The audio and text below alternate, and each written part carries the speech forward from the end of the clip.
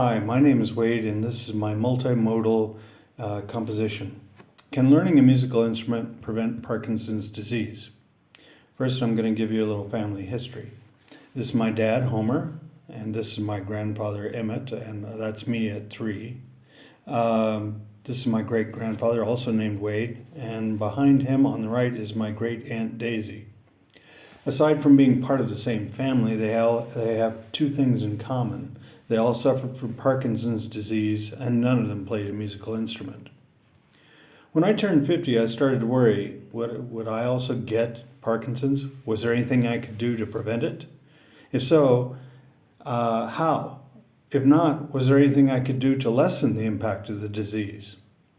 Parkinson's is a neurodegenerative disease that causes uncontrollable shaking and mobility issues. Now, scientists think that the disease was passed on genetically, but now they say that people living in certain areas are susceptible too. There is a Parkinson's belt, an area that stretches through the former industrial areas of the Midwest. That's where I grew up.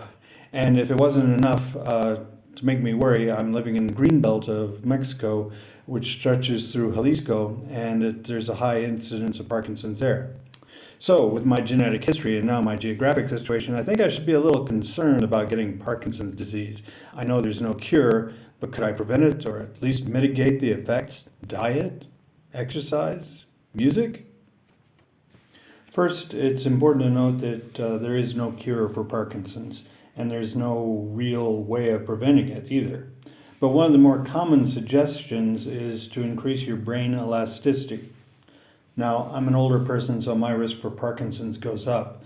And also, brain plasticity does decrease with age, but it's not impossible to improve it. According to the National Institute of Health, it doesn't stop completely, and that is encouraging news to me. Plasticity means that your brain can rewire itself around damaged or broken nerve connections. But how can I increase my neuroplasticity?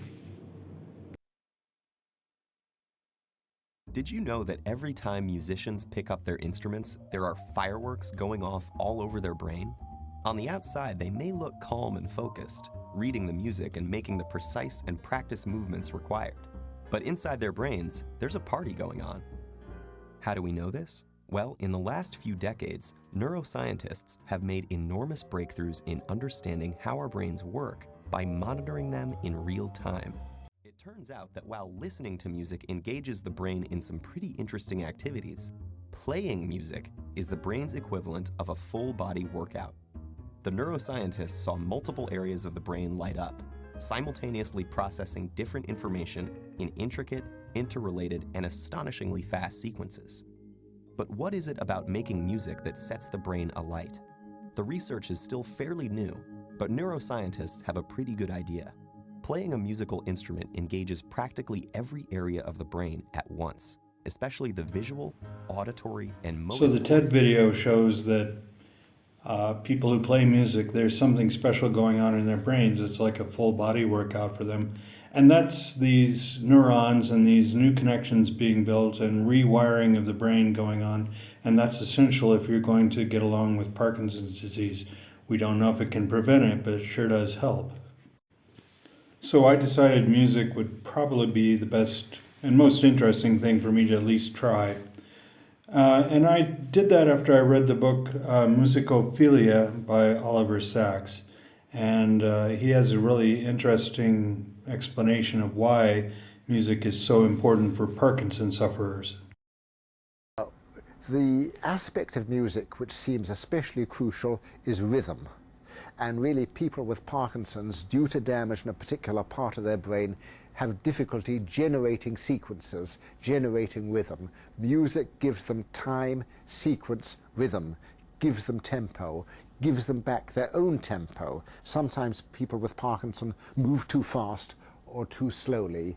Music gives them back a normal tempo. You don't have to have a music therapist. If you have a little iPod which plays music, that can do. But music is very, very crucial for Parkinson's. So what Sachs is talking about is that people who have Parkinson's disease have a malfunction in their ability to use rhythm. You need rhythm to be able to walk, to maintain a walking pace, to swing your arms at the same time. These are all very important things that maybe we don't think about every day, but to a person with Parkinson's, it's critical that to their movement, that they be able to have some kind of rhythm. A Swedish study about a woman who relearned how to play the violin after she contracted Parkinson's showed that the disease did not affect her movement while she was playing, and it had the additional benefit of improving how she walked. It improved her gait. Remember, the disease affects motor skills and mobility. Both of these are positive signs that learning new skills and playing music leads to a better quality of life for the sufferer. Furthermore, a study with twins revealed that the twin who played a musical instrument was 64% less likely to develop dementia or cognitive impairment. Parkinson's impairs mobility and cognition. Things like memory loss, faulty concentration, and an inability to articulate thoughts are part of that.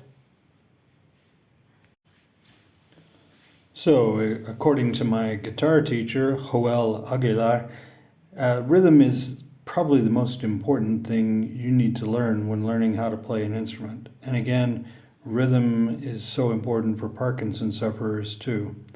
So let's pay attention. Enfocado. Este es el metrónomo. Se cuenta así del 1 al 4, dependiendo del quebrado rítmico que tengamos. Pero casi siempre es empezar con el ritmo. ¿Y cómo está con los adultos como yo? Yo sé que aprendimos un poquito más largo, ¿no? Pero en su experiencia, ¿cuánto tiempo necesita uno para aprender una canción? Más que tiempo es paciencia.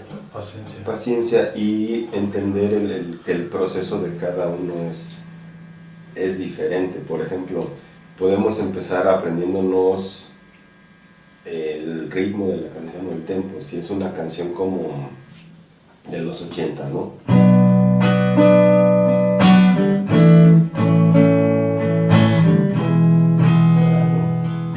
Ok, ¿cuál es el tiempo?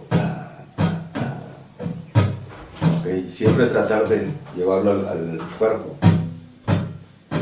y tratar de imaginar.